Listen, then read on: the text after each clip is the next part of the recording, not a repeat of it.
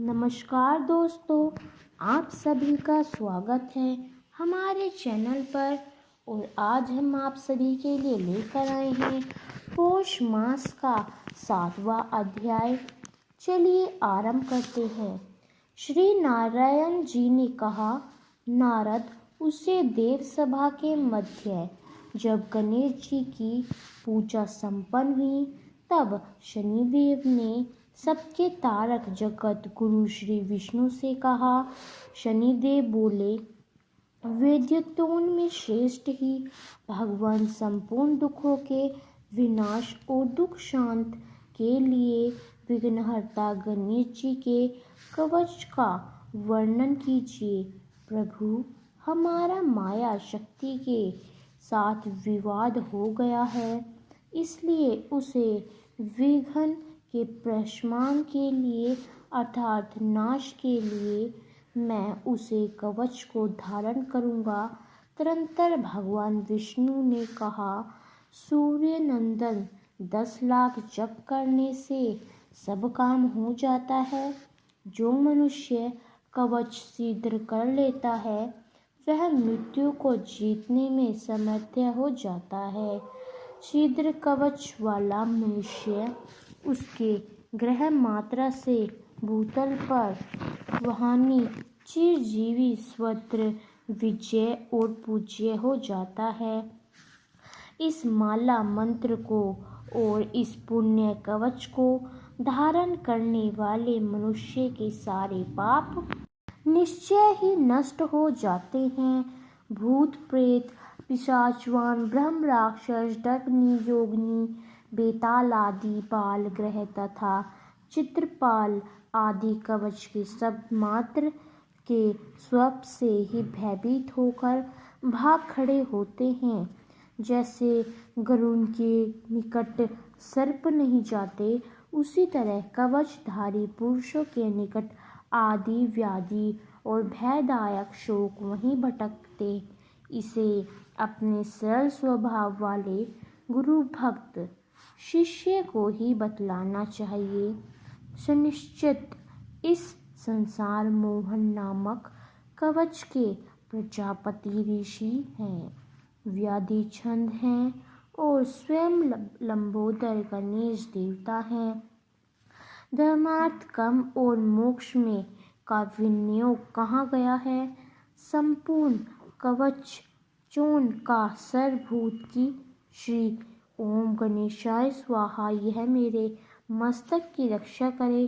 32 अक्षरों वाला मंत्र सदा मेरे ललाट को बचाए। ओम भीम शीम कर्म मेरे नेत्रों की रक्षा करे। विघ्नेश भूतल पर सदा मेरे तालु की रक्षा करे।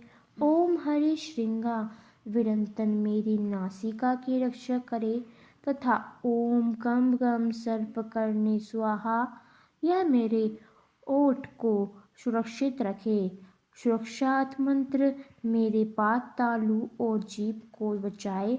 ओम लंग संग लंबोदराय स्वाहा सदा कंठ थल की रक्षा करे।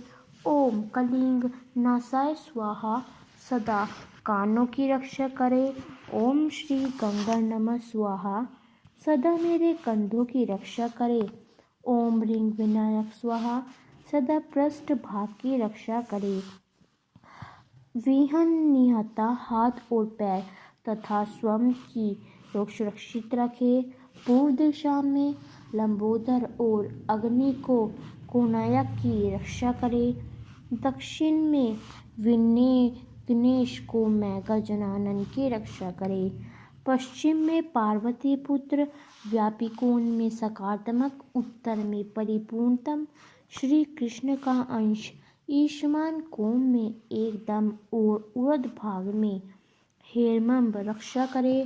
स्वयं और जागरण काल में योगियों को गुरु मेरा विग्रह स्वरूप है।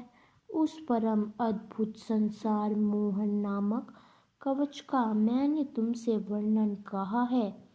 सूर्य नंदन इसे प्राचीन काल में गोलोक के वृंदावन में इस मंडाल के अवसर पर श्री कृष्ण ने मुझे विनती को दिया था वही मैंने आज तुम्हें प्रदान किया है। तुम इसे जिस किसी को मत दे डालना। यह परम श्रेष्ठ और संपूर्ण संकटों से उभरने वाला है। मनुष्य विधि दक्षिण भुजा में धारण करता है, वह निसंदेह विष्णु ही है। दक्षिण अथवा दाईं भुजा में है गर्हेंद्र, हजारों सैकड़ों वाजपेयी इस कवच की बराबरी भी नहीं कर सकते। जो मनुष्य इस कवच को जाने बिना शंकर सुमन गणेश की भक्ति करता है, उसके लिए 100 लाख जपने पर भी मंत्र सिद्धि दयानंद नहीं होता। इस प्रकार सूर्य पुत्र शनिश्चर को यह कवच प्रदान करके सुरेश्वर श्री विष्णु मोहन हो गए। तब देवताओं ने कहा, तदंतर पहले शंकर जी का चक्र पृथ्वी पर गिरने से कार्तिकेय जी के उत्पन्न होने की बात आई थी। उसी के संबंध में बात छिड़ पड़ी। शिवधर्म ने कहा, भगवान प्रकोप के कारण रति से उठाते हुए शंकर जी का वह अमूर्ख शुक्र धरती पर गिर रहा था, यह मुझे ज्ञात है। भूमि ने कहा, हे ब्राह्मण, शुक्र उस चक्र का ध्यान करना अत्यंत कठिन था, इसलिए जब मैं उसका भार नहीं सहन कर सका तब मैंने उसे अग्नि में डाल दिया। इसलिए मुझे अपना को क्षमा कर दीजिए। अग्नि ने कहा, जागर्मनाथ, मुझे शंकर का भय उठाने में असमर्थ होकर उसे सरकांडों में फेंक दिया। भला दुर्बल का पुरुष यति क्या और उसका यशी कैसा। वायु ने कहा, हे विष्णु, स्वपम रेखा नदी के तट पर सरकनांडों में गिरा हुआ वह शुक्र तुरंत ही अत्यंत सुंदर बालक हो गया। श्री सूर्य ने कहा, भगवान कालचक्र से प्रेरित हुआ मैं उसे रोते हुए बालक को देखकर अस्त्र जल की ओर गया, क्योंकि मैं रात में ठहरने के लिए असमर्थ हूँ, अर्थात मैं तो अस्त हो गया। चंद्रमा ने कहा, हे विष्णु, उसी समय कार्तिक कोण का समुद्र भूद्रिका आश्रम से आ रही थी। उन्होंने उसे रोते हुए बालक को देखा और उसे उठाकर अपने भवन को ले चली। तो दोस्तों, अगर आपको हमारा यह पौष मास का 7वां अध्याय कैसा लगा हमें कमेंट करके अवश्य ही बताएं और अंत तक हमारे साथ बने रहने के लिए आप सभी का बहुत बहुत धन्यवाद। मिलते हैं पौष मास के 8वें अध्याय के साथ।